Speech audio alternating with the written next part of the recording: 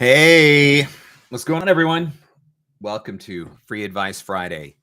Missed you guys last week. I was in Nova Scotia riding out a hurricane, which was an interesting experience. Something that I actually have always said, just once, maybe I want to experience a hurricane. And I guess now I can say that I have. So I got the last flight out of the airport where I was flying from before they shut everything down. And very interesting night on Friday, but would not have been able to do Free Advice Friday on account of the storm and internet issues and power issues, et cetera, et cetera, et cetera. But back again this week and looking forward to doing this with you and hanging out and answering some questions that you guys have to hopefully get you moving forward in the business side of your voiceover business. So as always, the floor is open, as it were. Take advantage of the chat window. If you got questions, I got answers. Type your questions into the chat window, and I'm certainly happy to answer them for you. I do want to mention the new episode of the podcast, which is out now. I had the opportunity to sit down and chat with Rolf Veldman, who is the CEO of Voice123, and I asked him some tough questions. I know that a lot of voice actors are frustrated with certain aspects of the platform, and I asked him the tough questions, and, he gave some pretty good answers. And I think that one of the things that we have to remember as voice actors, we're only seeing the voiceover side of the equation. So when it comes to online casting, we're only thinking about us and our needs and what we expect out of an online casting site. And sometimes we need to remember that the casting sites have to balance multiple sides here. So they need a platform that is accessible for voice actors, that works well for voice actors, that provides the right services and the right features to voice actors. But they also need to have a platform that meets the needs of the client. And sometimes those two things are in conflict with each other. Sometimes what the client needs and what the client wants and what the talent needs and what the client talent wants, those two things can be in conflict with each other. And so there is a balancing act that takes place. And that is definitely one of the things that I have learned from all of the conversations that I've had with the CEOs of these different casting sites, is how much of a balancing act there is that takes place. And so it's good to hear those sides of the story.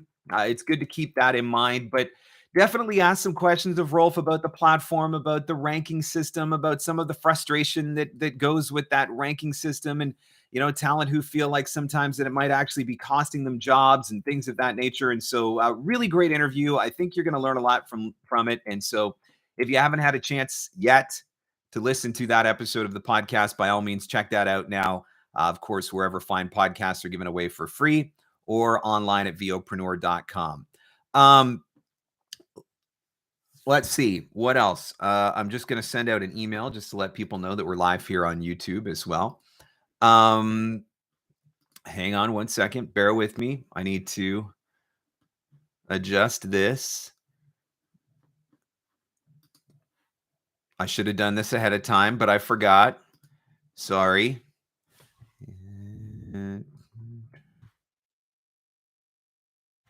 Let's see. What else are we going to talk about? I do have an introductory email workshop coming up.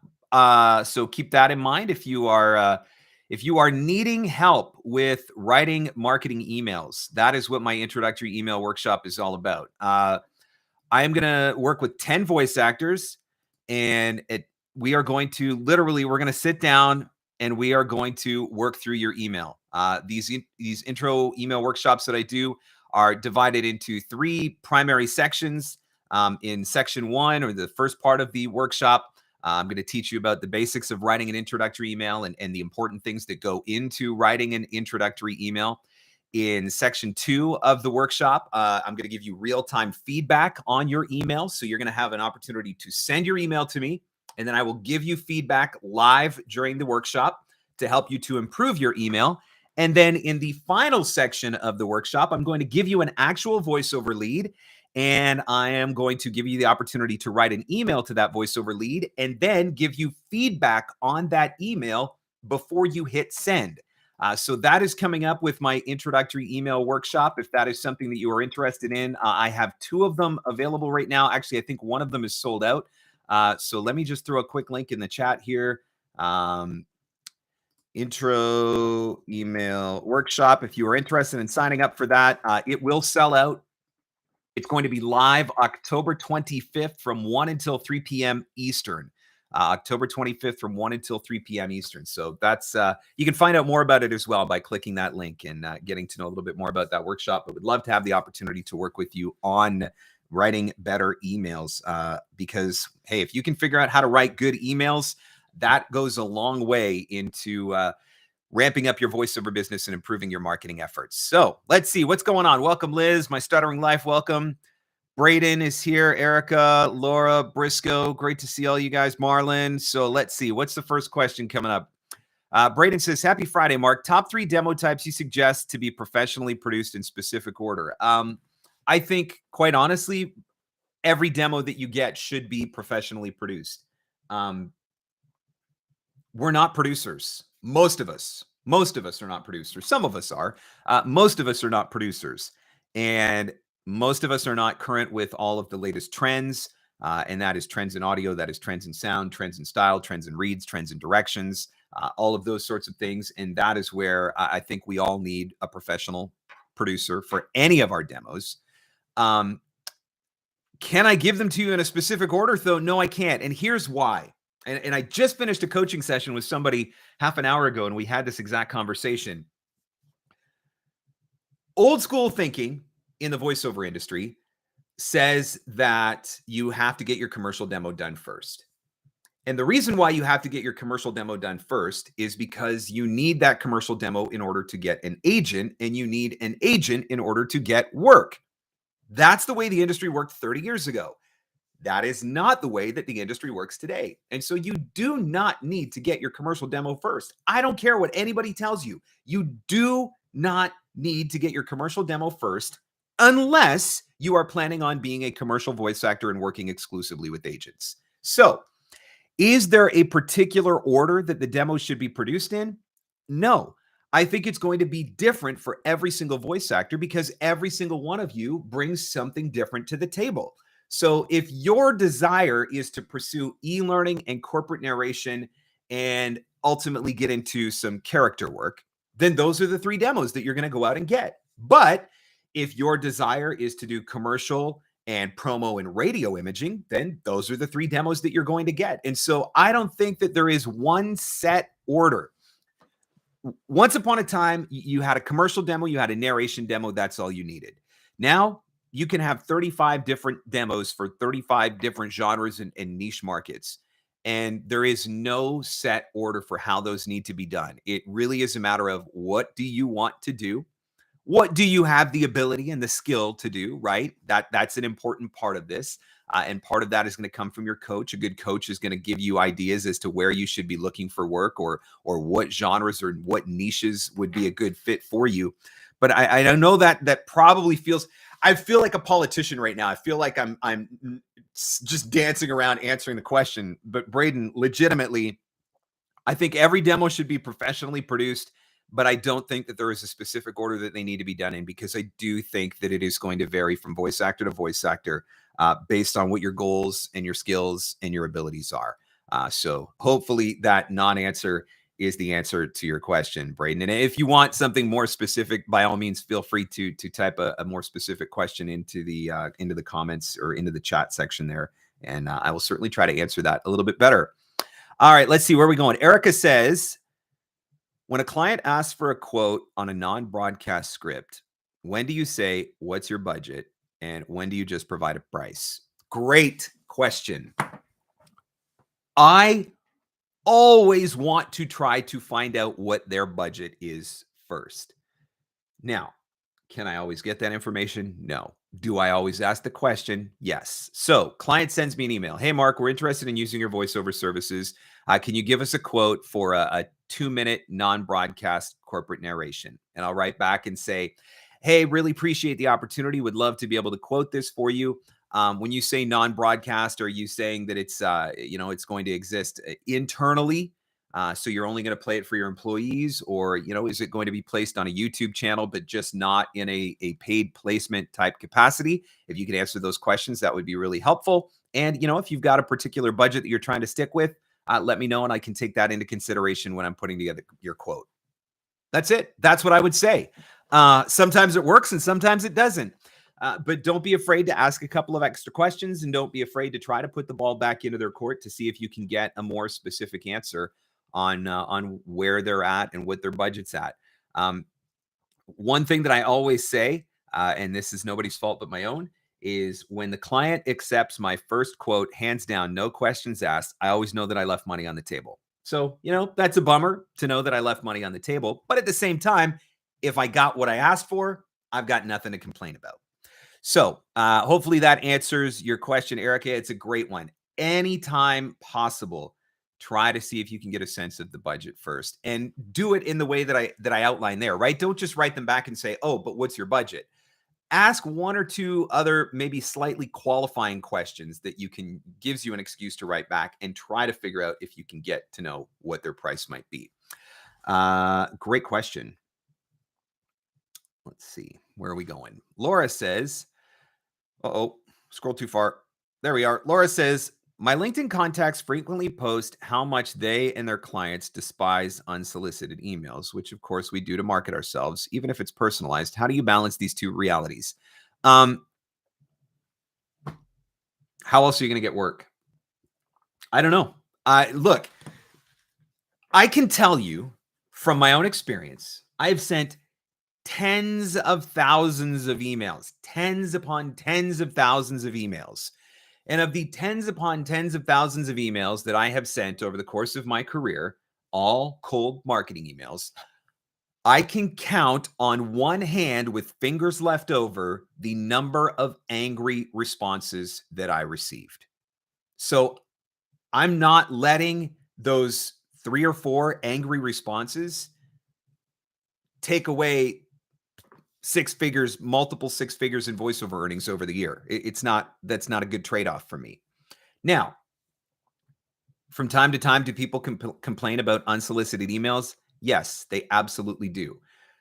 But I think you need to read into it a little bit further, because I don't know that the complaint is with the unsolicited email, generally speaking, as it is with the way the unsolicited email is written. I think that is what gets people, how the unsolicited email is written. I think if you create a very generic sounding form letter that just tries to sell, I think those are the emails that frustrate people. I think if you are sending generic letters and you are not being very strategic in your targeting, so you're hitting the wrong people, I think that can be very frustrating. I get marketing emails from voice actors all the time, and it is annoying. And it's not because they're cold emailing me, but it's because they're wasting my time. I'm a voice actor. I'm not the guy that's going to hire you. Stop sending me marketing emails. And so I think that you do have to be very strategic in how you are, who you are writing to. So I would say, is the beef with every cold email across the board that's ever been sent? No. 9 times out of 10, it is not.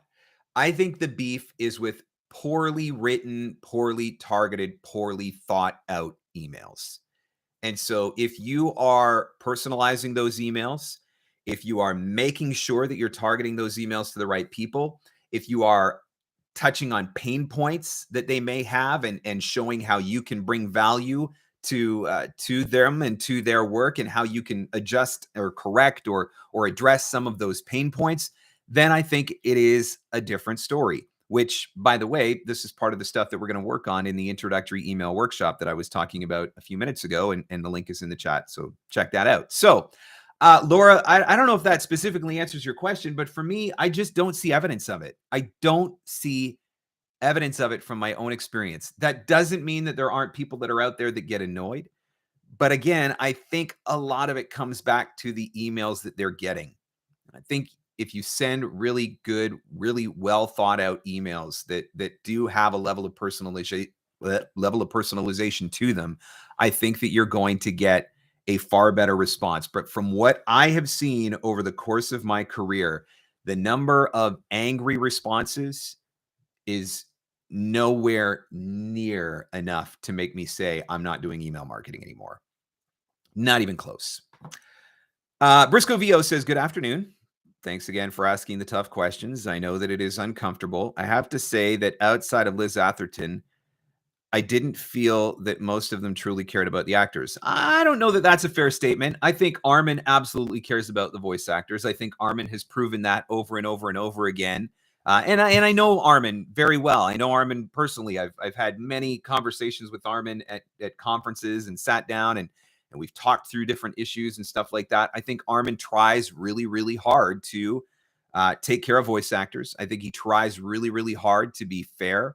I think he's probably, of all of the casting sites, he has always been the fastest to adapt to the requests of voice actors.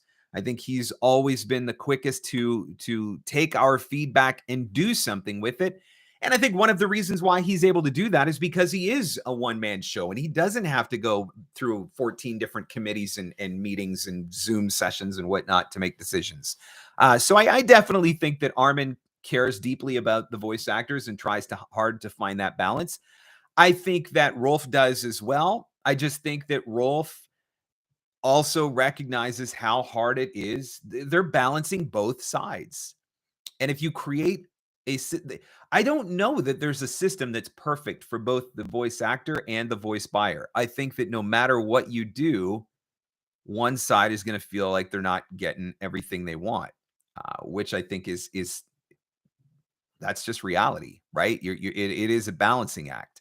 I just did my interview with Miles from Voquent yesterday. So I've been working on editing that this morning. They're actually going through a really big site overhaul right now, which is one of the reasons why he couldn't do the interview sooner. So that Voquent interview is going to air next week. And I would say Miles absolutely cares about the talent and for personal reasons, which I will not disclose at this point because you can listen to the interview to find out more. But all in all, I think it's been a really great series. I think it's been really insightful, and I hope that it helps you guys as you're using online casting. I hope that it helps you to use those platforms a little bit more effectively. But I also hope that it helps you to, recognize that there's more than just us at play here, and somewhere in there, they've got to find that balancing act. Marlon says, good afternoon, Mark. I'm looking to join the paying tier, likely voice 123. It will be my first time. Do you recommend something prior to me doing this? I am new at this. So Marlon, I mean, depending on what you're saying when you say, do you recommend there's something for me to do prior to this and I'm new at this? If you have not done professional coaching, do not spend a dime on a casting site. You are not ready. You will not be able to compete. You will not book. And I don't say that to be mean. I don't say that to be rude. I say that because I care. On these online casting platforms where you're paying a membership fee, you are competing with the best of voice actors. They have the best demos. They have the best coaching. They have the best home studios. And so if you aren't ready to compete at that level, do not sign up for one of these casting sites. That is one area where I think some casting sites fall short because anybody with a credit card can sign up. I don't know what your story is, Marlon. I don't know where you're at, but I would say absolutely make sure that you've done your coaching and that your coach says that you are ready and that you are bookable. Absolutely make sure that you've got at least a couple of really great demos that are a really good representation, not only of what you're capable of, but also of what's reflective in the market today and the trends that are in the market today. And make sure that your audio is on point. And if you have never had a professional engineer listen to your audio, get a professional engineer to listen to your audio. One thing that I have learned from these casting site interviews across the board, every single one of the people that I have interviewed, bad audio is the number one complaint from voice buyers. Bad audio is the number one issue. And not like, it's not like if there's 100 auditions, 5 of them have bad audio. It's like if there's 100 auditions, 60 of them have bad audio. And so you need to have your audio assessed by a professional. I don't know if Uncle Roy's watching yet or not. Uncle Roy does free studio assessments. If you haven't taken advantage of that, take advantage of Uncle Roy's free studio assessment and get your audio assessed. Now, If you are beyond that level, you've got your professional coaching, you've got your professional training, you've got your demos are all lined up and everything is good to go. The next step that I would say is Catherine and Natasha, the V123 Pros. I think anybody that is signing up for a paid membership on Voice 123, I think Catherine and Natasha's course is absolutely worth it.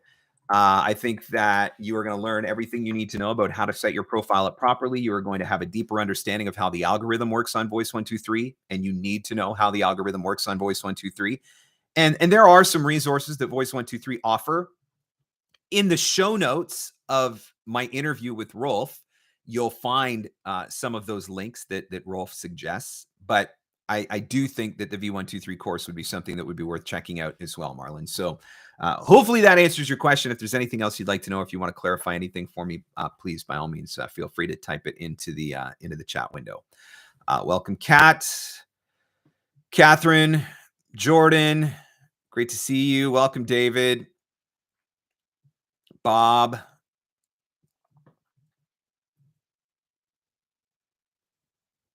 Let me see. Where are we going? David says, if you have a VO resume, is it best to have an overall resume that includes all or most of your credits, or to have several to have for specific genres? Okay, so do I want one primary voiceover resume, or do I want a voiceover resume for commercial, a voiceover resume for character animation, a voiceover resume for e-learning corporate? That's a really great question. I do think that I think having one overarching resume that you can use that can kind of be your go-to, I think that's to everybody's advantage. That's what I have, is one overarching. And let's just be clear too, guys. 10 years full-time in this business, I've sent out my voiceover resume probably 3 times. So it's not something that I get asked for a ton. That's not to say that there aren't people asking for it. I just can say that I haven't been asked for it for a ton. But I would say one overarching resume that covers everything. But I can see where having a resume specific to character and animation, for example, or video game and character animation, like that kind of genre, I can see where having one specific to that might be to your advantage. I could see where having a broadcast version could be to your advantage, that's got your commercial, your promo, your in-show narration, your imaging, or something like that. And certainly a non-broadcast that covers off explainer and e-learning and corporate narration. I think that you could certainly look into something like that as well. I mean, if you have the means, it's really not that hard to create, right? You create one template and then you're just changing out the text. Why not do something like that so that you can niche down a little bit more?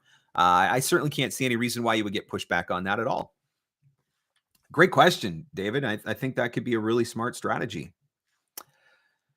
Karen says, when doing a real estate listing for a brochure, do you ever offer edits if it doesn't flow? So you're talking about you've done a real estate narration, and you're reading the script, but the script doesn't flow. I just want to make sure that I have a clear understanding of what you're asking there, Karen. So you're reading the copy, but the copy doesn't flow. And so you're saying, do you ever offer to make the copy better? Is that, you can clarify for me, Karen, if that's what you're asking, and then I can answer that question. My Stuttering Life question. I'm stepping in the studio in 2 weeks to record my demos, and then what? Any suggestions? Pay to play, Fiverr? Look, I'm never going to tell anybody to sign up for Fiverr. I'm never going to tell anybody to not sign up for Fiverr, but I'm never going to tell anybody to sign up for Fiverr. I think if you are stepping in the studio and recording professional demos and you're representing yourself as a professional voice actor, why would you want the insult of working for, $5, $10, $25, whatever? And people can argue with me till the cows come home about Fiverr and the rates and blah, blah, blah. And, that one time, that one person on a CNBC article made $100,000 doing voiceover. But for that one voice actor that made $100,000 doing voiceover on Fiverr, there's 100,000 voice actors that have made $5 doing voiceover on Fiverr. So I think, it depends on what your end objective is with your career. If you just want to make money and you don't care, I guess you could go to Fiverr. But if you want to, if you're going to try to be professional and go for professional rates and seek professional clients, then I don't think that Fiverr's the place to go. I think once your demos are done, I think the next big thing that you have to make sure you have in play is your website. You need to have a great website. If you're going to be self-marketing, primarily the efforts of your self-marketing are going to be deriving traffic to your website. So your website has to make a really great impression. It has to hit all the right notes. I need to know who you are. I need to know what you do. I need to know what you offer. I want to know about your studio. I want to know about your clients. I want to be able to listen to your demos. I want to be able to download your demos. I do not want to have to go looking for your demos. And I also want to be able to contact you with one click. Those are some of the things that I would be thinking about. So I would say demos are done. Website needs to be done. Make sure that the demos are on the website. Make sure that they are ready to go. As I was mentioning before, is your studio dialed in? Do you know that your studio is dialed in? Has a professional told you that your studio is dialed in? And then at that point, if you want to look at a casting site, why not look at a casting site and then start figuring out how to do some self-marketing? Okay, going back to Karen's question. So you've received a script to do a real estate narration, and you're saying the script doesn't flow really well. So would you offer copywriting or editing services to them to make the script flow better? I would certainly send it back to the realtor and say, and ask some questions, because obviously if the copy's bad, the voiceover is not going to sound right. And there is a difference between writing copy for a brochure and writing copy for a narrative. And so I certainly don't think there's anything wrong with sending it back and suggesting, maybe you want to make some tweaks to make this sound a little bit more narrative before I go in and record. Because I think I would also be letting them know that, like, if you decide that you want to make a whole bunch of script changes after the fact, there's going to be additional billing. So I think when you're very clear on your revisions and retake policy, I think that in and of itself will encourage people to make sure that their script is dialed in and where it needs to be so that it does sound properly. Now, would I offer to do it myself? I mean, maybe, but I'm going to have to upcharge for that because my time has value, right? Now, is that going to be a massive upcharge? No, but I would certainly be putting a little bit extra into the invoice, or letting them know, hey, by the way, if you'd like me to adjust this copy to make it more narrative, I can do that for you, and here's what it's going to cost. At which point they may say, oh, you know what, let me just do that myself and I'll send it back to you. So certainly I don't think there's anything wrong with asking the question. Welcome to Free Advice Friday, everyone. Thanks for joining me. As always fun to hang out, answer your questions. For those of you that are jumping in, not really sure what's going on, if you have a voiceover question, business and marketing related, that you would like to get answered, type it into the comments. It'll pop up on my screen, and I will certainly do my best to answer that question for you. So we're going to Marie. She says, hey, Mark, do you ever suggest having a phone call with a prospective client rather than emailing, texting back and forth? I usually do, and sometimes I only get a thanks but not a bite. I think it depends on the person. And you know what? To tell you the truth, I think it probably depends on the generation. I have some clients, older clients, and you can argue what your definition of older is, but I do have some older clients that prefer to sort things out over the phone. I got no problem with that. What I will always do, though, if we are sorting out the details of a project on the phone, I am always going to follow up with an email just to make sure that I've got everything correct. So after the phone call is complete, I'm going to send them an email and just say, okay, just to, recap what we discussed. Here's the project, here's the scope, here's the length, here's the usage, here's the rate, et cetera, et cetera, et cetera. I do find, though, that particularly younger buyers, younger generation, millennials, they have phones, but they don't even understand what the capability of a phone is, because for them, a phone it's just a device to text on. And if you make their phone ring, they're going to be like, why are you doing that? Why are you making my phone ring? That's a generational thing. Nothing wrong with that. And so I think that you just have to know who your buyer is and what they prefer. A little bit older, maybe they want to do it by phone. A little bit younger, they're probably going to want to do it by text. Somewhere in the middle, we're probably going to do it by email. And I know that's a broad generalization, but certainly how I've seen it play out in the past. No matter what, though, whether it's by phone, whether it's by text, for me, I am always going to summarize in an email. That way I have a very clear, paper trail to follow for everything that we've discussed. And so I do think that that's something important that you should always take into consideration. All right, let's see. Where are we going? Jordan says, I think your series of interviews should and will be referenced as an important resource in helping folks select which P2P sites they'll sign up for. The interviews have been excellent so far. Well, thank you very much, Jordan. I absolutely appreciate that. It's been really great to do. It's been really fun to do. It's been very informative for me to do. So just to recap, I'm doing this online casting series right now. I've reached out to CEOs of several of the large online casting platforms. Armin from Bidalgo agreed to an interview. That episode aired a couple of weeks ago. Liz Atherton from Cast Voices. We had our interview that aired last week. Yesterday, the new episode came out with Rolf Feldman from Voice 123. And next week is going to be Miles Chicoine, who is the CEO of Voquent. I had reached out to Kevin West at VO Planet and requested an interview, and he had agreed to an interview, but recently decided that he would prefer to not do an interview. So I'm not going to be, unfortunately, I'm not going to be able to talk to Kevin.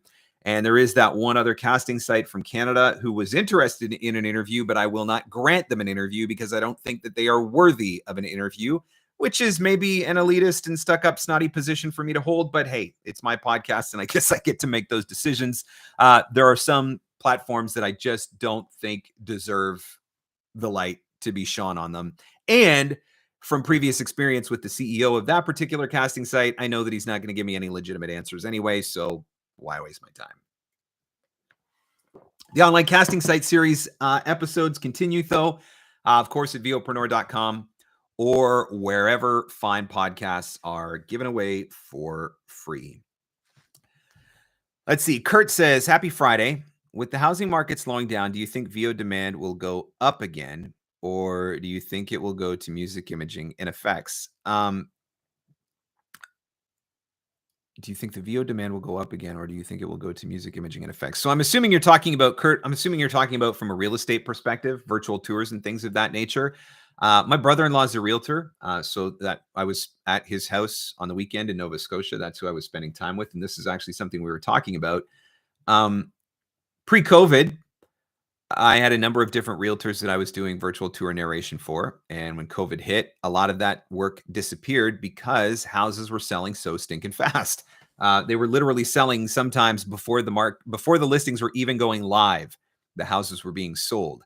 And so there wasn't really a need to do narration videos and things or put narration on their virtual tour videos anymore. But now in the last month or two, the housing market has absolutely slowed down and prices, or in Canada, the prices have dropped about 22%, which is significant. And whereas houses used to sell, within 24 or 48 hours, we're seeing a lot more houses sitting on the market for 30, 45, and even 60 days. And so if houses are sitting on the market longer, it does lend itself to realtors who may be more apt to spend a little bit more money on the marketing side of things and maybe adding narration on that. And so it is something that I'm looking at again. And I still think the place to start is on the luxury end. Whatever high-end real estate is in your area, and that's going to be different in every city, every state, every province. But that's definitely something that I would be looking at, because I do think that there's probably going to be some opportunities there again. And look, I don't think the Fed's done raising interest rates, which means I don't think the housing market is done slowing down, which means that I think that we're going to continue to see houses sitting on the market longer, probably for at least another year. That would be my guess. Not that I'm an expert, but that's my theory. Susan says, is VDC still strongly despised by the hive mind? Still not a fan of P2P, so I don't use them. My algorithm says if you don't buy above entry level on V123, then you have a less than 7% chance for hire. So VDC has become very unpopular again recently because they have announced that they are going to start offering voiceovers for $5. So, do that. Take that as you will. Make decisions as you will. When it comes to Voice 123, membership tier, and this is something that Rolf addresses in the podcast. So if you haven't listened to the episode, I would strongly encourage you to listen to that interview with Rolf, because he does talk specifically about this. Membership tier is a factor in how the algorithm works, but it is not the exclusive factor in how the algorithm works. And so there's this I think there's a misconception that unless you buy in at $1,000 or $3,000 or whatever, you're not going to get work. And that's simply not true. You can buy in opportunities for yourself if you use the site properly. And that means setting up your profile properly. It means labeling your samples properly. It means auditioning strategically, right? Doing all of the things that are necessary to do in order to make the algorithm work for you. And so membership tier, again, it's a factor, but it's not the only factor or the biggest contributing factor. And again, that's something that Rolf does address in the interview. So I would encourage everybody to go back and listen to that interview so that you can understand that side of things a little bit better. All right. Kurt says, I officially no longer pay for P2P. Yay. But I just had a production house tell me that they only hire through Voice123. Do you keep V123 just for those types of hires? Good thing is basic is free. I think every voice actor should take advantage of as many free profiles as they can and they want to. Why not? Why not have that free profile on Voice123, right? I think that you should revisit that profile every once in a while, that you should update that profile every once in a while, make sure your clips are up to date, make sure that your copy's up to date as far as the words that you've used, the keywords that you've used and stuff like that. I think if somebody reaches out and says, we only use Voice123, that's when I respond back and say, hey, here's a link to my profile. And anytime that you've got a job posting, if you want to send me an invitation, I would be more than happy to submit. And so that's how I would handle that situation. But definitely, Bidalgo lets you have a free profile. Cast Voices lets you have a free profile. Voice123 lets you have a free profile. Voquent is a free site. There is no membership fee on Voquent, which they've got a slightly different model, which you'll learn about when I do my interview with Miles next week, if you aren't already familiar with Voquent. So definitely take advantage of the free profiles. Why not? Briscoe says, how's your dad doing? Dad was able to come home from the hospital on Wednesday. So I flew home on Tuesday night, so I didn't get to see him come home, but he was able to come home on Wednesday. It was a life-changing surgery that he had. So there's definitely going to be a lengthy road to recovery. A lot of adjustments that are going to have to take place in his life, but he got to come home. And so that was a good thing. And I think that, as far as healing is concerned, I think for a lot of people, you are going to heal better at home. There's a lot more dignity when you are at home. That is for sure. Marie says, thanks to your podcast episode with Rolf. I just updated my V123 profile this morning. So glad I did. There was so much outdated stuff there. And hey, that's something for every single one of us. When's the last time? If you don't actively use Voice123, maybe even if you do actively use Voice123, when is the last time that you looked at your profile? And that could be said for every one of the casting sites that you're on. When is the last time that you actually sat down and went through your profile and made sure that all of your clips were up to date, that your most recent demos were posted, that your client list has been updated, that your services have been updated, that your studio equipment has been updated, et cetera, et cetera, et cetera. If you haven't done that in a while, it's probably time to do that again. Revisit all of those different casting site profiles.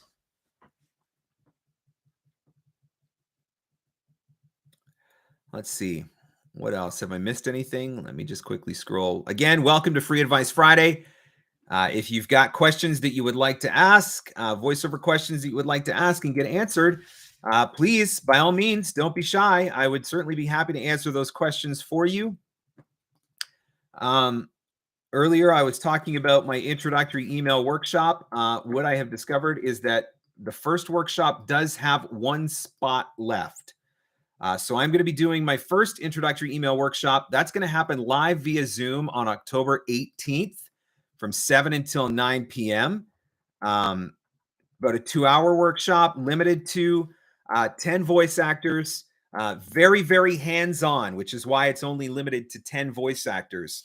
And this is going to be it. If you struggle with writing marketing emails, you will not have any more struggle after this workshop, because I will help you to create a template that you can use over and over and over again for your marketing. We will get that done. That is the whole point of this workshop. So check out the link that I just put up there. There are 2 different workshops available. October 18th, 7 p.m. to 9 p.m. Eastern. There is only 1 slot left for that workshop. And then October 25th from 1 p.m. to 3 p.m. Eastern. That one I just put online. So that one still has 10 spots available. But you can certainly check that out and sign up for either one of those and make your email marketing life so much easier and happier. What else can I answer for you guys? What can I help you with on Free Advice Friday? Oh, I know the other thing I was going to tell you about. Let me get a link for you to put in the chat. Whoops, wrong button. I've created a new free resource. And if you have not got that free resource yet, it is something that you are going to want to download. You've probably heard me talk a lot lately about TikTok and about Instagram. TikTok and Instagram are 2 of the most important social media platforms that you can be on right now. They are incredibly popular. They create an incredibly unique opportunity to get in front of a lot of people in a hurry. TikTok in particular, I mean, any one of us could create a video this afternoon and go viral. That is how open the TikTok algorithm is right now. But the part of the reason why a lot of voice actors don't use these platforms is because they say, I don't have any ideas. I don't know what I am supposed to do. I don't have any creative ideas for making Instagram reels or for making TikTok videos. So what I did was I put together a free resource, which you can download from the link I just put in the chat. It's called 20 Video Ideas for Instagram and TikTok. Sign up for that free resource. You will get the PDF sent to you. And from that, I am sure that you will be able to come up with at least a few ideas for things that you could do on the platform, for at least a few interesting and unique video ideas, because you should be incorporating it into your marketing.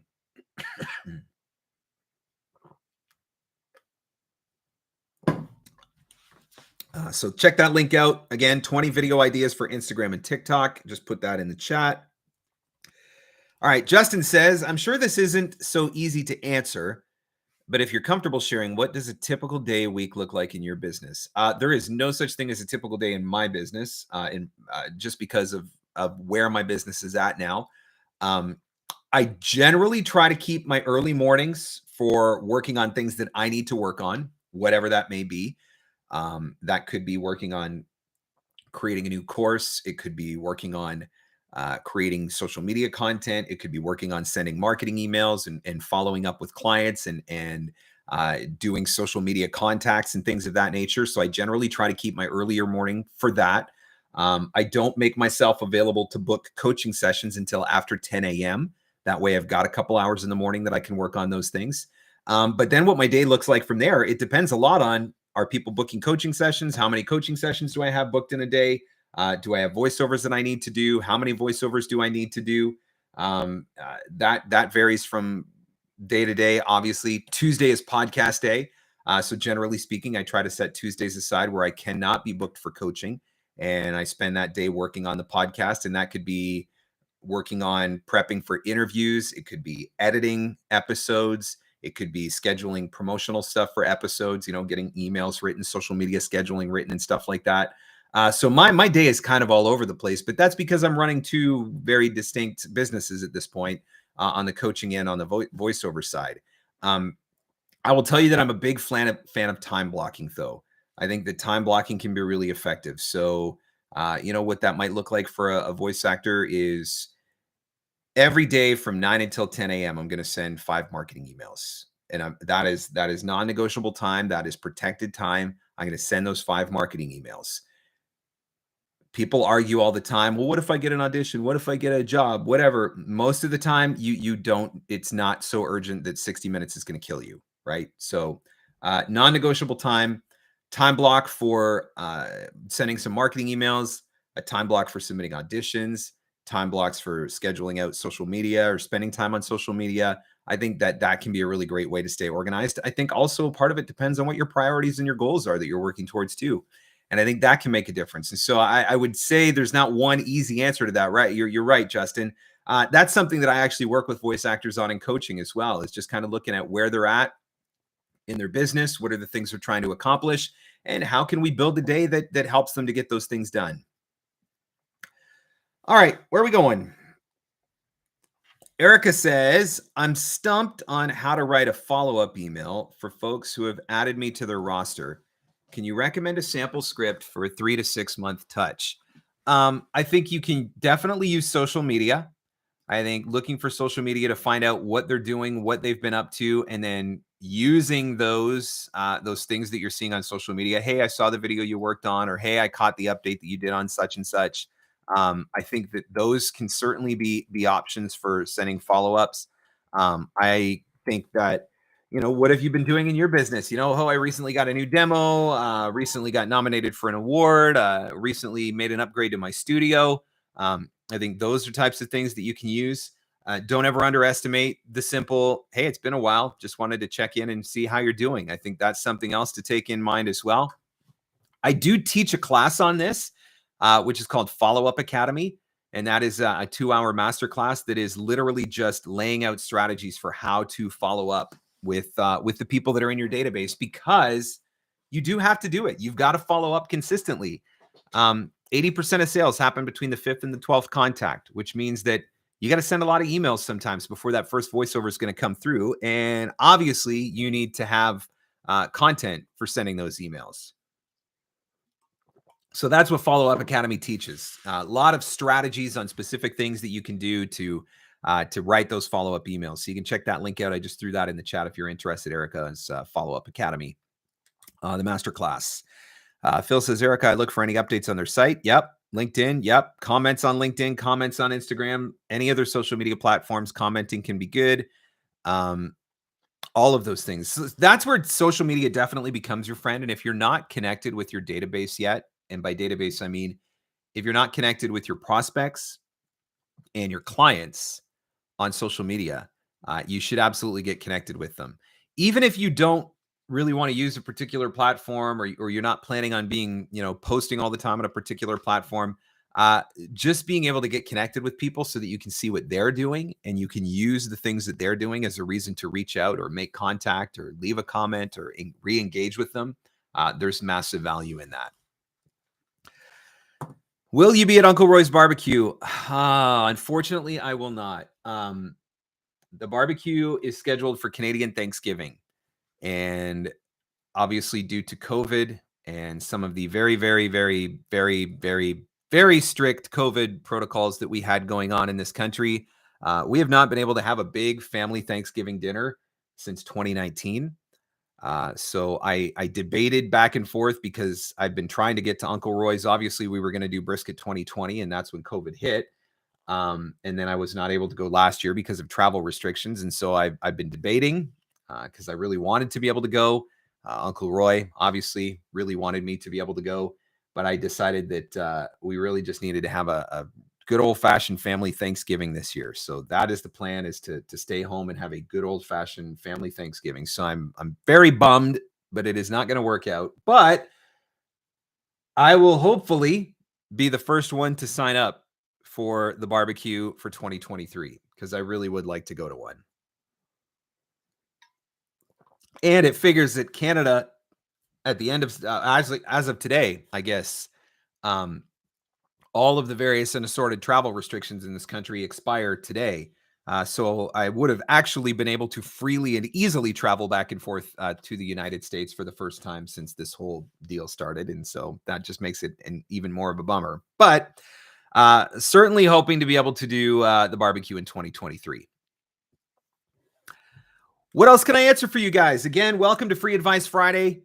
This is the part of the week where I just like to hang out here live on YouTube. If you have got a voiceover business and marketing question that you would like to get answered, don't be shy. Don't be shy. Take advantage of this opportunity. Just for what it's worth, it's $150 US to do a 1-hour coaching session with me. And you're literally getting a 1-hour coaching session for free just about every week on Free Advice Friday. So take advantage of it. Let's see. Erica says, Mark, do you use a virtual assistant? If so, what sort of tasks do you assign to them? Erica, at this point, I use virtual assistants on a need basis. So I do have one that does lead generation for me, and that's an individual that I've been working with the longest. And so I can just get him, hey, I need 100 more leads this week or whatever. And so I can reach out to him for that. So I've been working with that gentleman for a number of years now. But I've also outsourced specific projects, creating certain documents, like some of the free ebooks and stuff like that I've given away in the past. Sometimes I will just hire a virtual assistant to do that stuff for me. When I was going through some of the stuff with my podcast, with getting it set up, with getting it out to different platforms, trying to figure out some of that stuff, I've hired that out in the past before. So, I hire out some graphic design. I've hire out some social media stuff, different things like that. So I just kind of go right now. I kind of go on a project by project needs basis. I am getting to a point though where it would certainly be to my advantage to have a more consistent virtual assistant. The problem is, quite frankly, I have trust issues. What do you want me to tell you? I'm being honest. I have trust issues. And, the idea of giving away some of my work to people to do when I feel like I can do it better myself, or it would be easier for me to do it myself. I know that's a really bad attitude, but that is part of my struggle. Actually, if I'm the next thing that I will probably be hiring for is a podcast producer, because or a podcast editor, at the very least, a podcast editor. Because that is probably the next most time-consuming aspect of my day. All right, let's see. Oh, there's Uncle Roy. Hey, kids, I was listening in the car. Mark your calendars, 9:30, 10/1/2023. All right, look, right now, I am going to my calendar, and I am putting in Uncle Roy's barbecue.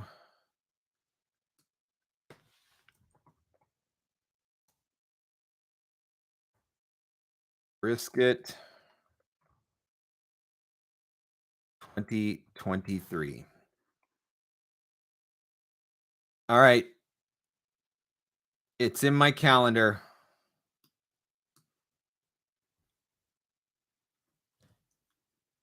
I've even booked off the Friday and the Monday just in case. I have it in my calendar. So there you go. So, provided there's no new global pandemics or whatnot, I do have Brisket 2023 in my calendar now. And thank you for sharing those dates, Uncle Roy. Scott says, how do you get in touch with Uncle Roy about the sound of your audio? Great question. You can email him through his website, which is antlandproductions.com. Hang on, antlandproductions.com. You can also message him on Facebook if you are connected with him on Facebook. He's always on Facebook. But there you go, Scott. I just threw in the website there. You can email him through his website, and he'll give you specific instructions for what you need to send him to get that free studio assessment. Absolutely worth it to get that free studio assessment. Edwin says, passing up on barbecue. Now there is a good man with all the sides too. Holy cow. So says the Texan. How do you handle VO health benefits? I don't have any. I'm assuming you're talking about, like medical benefits or something like that. I do not have medical benefits.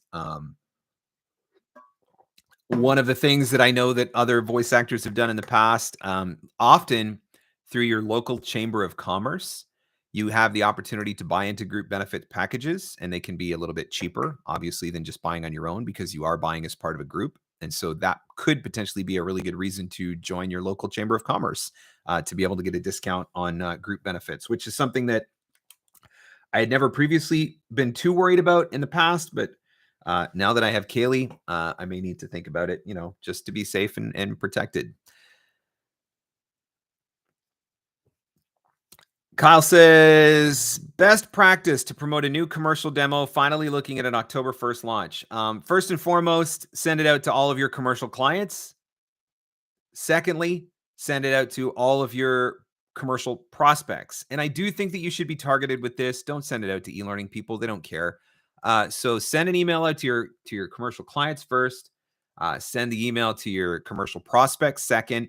I would do 2 different emails as well, just because if the larger the email, the lower the open rate potential on it. So I would do those as 2 separate emails. I would also be working on getting it ready for social media. I would not blitz it to every single social media platform at the exact same time. I think that it is something where I would drip it out sporadically, over the span of a week or 2. Put it up on LinkedIn one day, put it up on Instagram another day, put it up on Twitter another day. I also think that I would be creating video versions of the demo. I would create one video version of the whole demo. I would also create a video for each individual clip, because that way you can take your commercial demo, which is one piece of audio, but you could potentially turn it into 6 or 7 videos, depending on how many clips you have on it. And then each one of those individual clips becomes another piece of social media content that you can drip out over time. And you can drip them out strategically, because you can say, here's my authoritative read. Here's my friendly conversational guy next door read. Here's my warm and caring dad read, or, whatever the different genres or different themes are that you cover on your demo. So you can market each one of those individual clips uniquely. So that's the other thing that I would be looking at. So email the clients, email the prospects, create a video version of the demo on a whole, which you can post to social media, post to YouTube, etc. Create individual clip videos for each one of those, which you can also post to social media, and then market a little bit more strategically. Those are some of the things that I would be doing if I had a new commercial demo coming. And, if it's a demo that you're really super proud of, it is not too late to get it submitted to the Voice Arts Awards. That might be something else worth thinking about. Maybe a demo nominated for a Voice Arts Award would give you another opportunity, right? Because you can market the commercial demo now, October 1st, but when the nominations come out for the Voice Arts Awards here, probably in November, that would give you another opportunity to hit everybody up one more time. So that would certainly be something else that I was thinking of. For those of you that are interested in the free studio assessment, Uncle Roy just posted the instructions. So here we go. Send him 10 seconds of room tone, followed by a 30-second audition read. It all goes into one file, and save it as yourname_raw.wave. If you cannot follow those basic instructions, you will not be granted a studio assessment. So copy them, paste them, write them down. 10 seconds of room tone, followed by 30 seconds of an audition read, all in one file, and save as yourname_raw.wave. And that is what you need to do if you want to get the free studio assessment from Uncle Roy, which, if you have never had a professional listen to your audio, you should absolutely take advantage of the free studio assessment offer.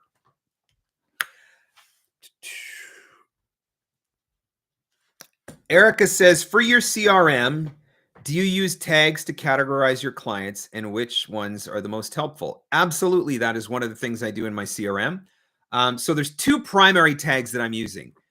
One is genre. So e-learning, commercial, explainer, corporate, whatever. So I tag everybody by genre. That allows me to do targeted emails like, I was just talking about with Kyle. Send it to your commercial clients. Well, it's really easy for me to determine who my commercial clients are because they're all tagged. So one is to tag them by genre. The other thing that I do is I tag them by geographic region. So I might have Canadian, American, European, Middle East, Australian, whatever, right? So I don't tag specifically by country, but I will tag by region. And one of the reasons why I do that is because it makes it easier for me to send emails more appropriately for time zones. And obviously, different clients you target with different things. So those are the 2 main ways. But ultimately, the beautiful thing about tagging with the CRM, think about it this way. any way that you would want to be able to search your database, that's how you tag.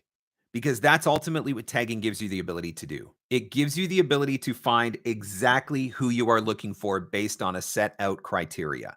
So take that into consideration when you're doing your tagging, and that is going to help you to have a more sorted, organized, and easier to search CRM.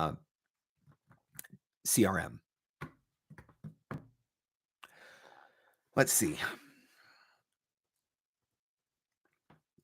Kat says, what types of studio equipment should we include on our website? Mic, interface, etc. Yeah, I think microphone is a big deal.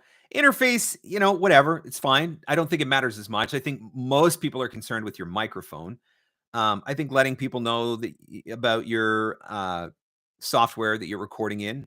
I think certainly your connectivity options. And what I mean by connectivity options is I can do Source Connect, I can do Skype, I can do Zoom, I can do Badalgo Call, or I can do IPDTL or whatever.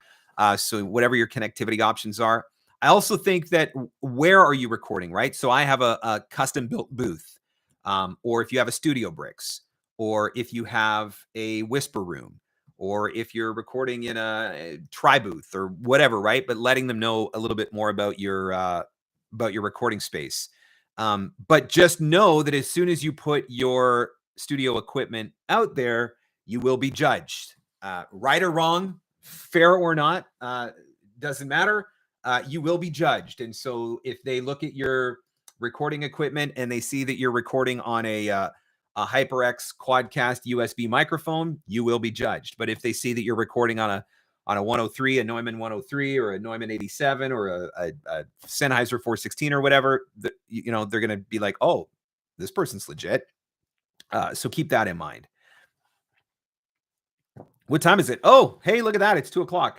I got to jump out because I have to get ready for a coaching session here in a few minutes. So thank you again for joining as always. Check out the introductory email workshop. I would love to have the opportunity to work with you on writing better emails. I will literally take you through step by step. This is what goes into a great email. I will read your email and give you real-time feedback on that email so that you can make it a little bit better, tweak whatever needs to be tweaked. Then I will give you an actual voiceover lead and say, write an email to this lead. And once you've written that email, I will give you feedback on that email. And then you will be able to send that off and send it with confidence. And you will have a template that you can work from going forward. Actually, you know what? It looks like while we were in the midst of this broadcast that the October 18th, the October 18th session just sold out. So the next available workshop is October 25th from 1:00 until 3:00 Eastern time. Here's the link. October 25th email workshop. There's the link for that one if you want to find out more about it. Thank you, as always, for joining for Free Advice Friday. Make sure you check out the latest episode of the podcast. Let me double check my schedule. I do have Free Advice Friday on my calendar for next week. So we should be back again. We should be able to do it again. So I will see you. All things go well. I will see you next Friday for another episode of Free Advice Friday. Whatever you decide to do this weekend, have fun, stay safe. And of course, as always, go find some leads.